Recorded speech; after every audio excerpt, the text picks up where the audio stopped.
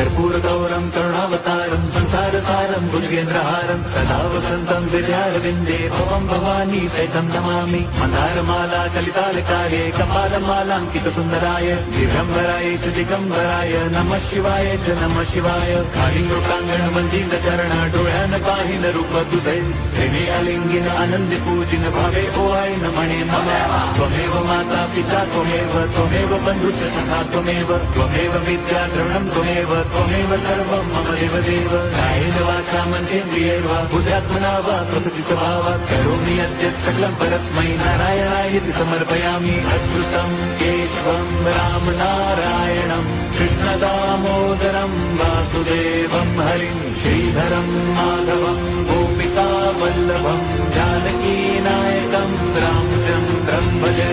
Hare Ram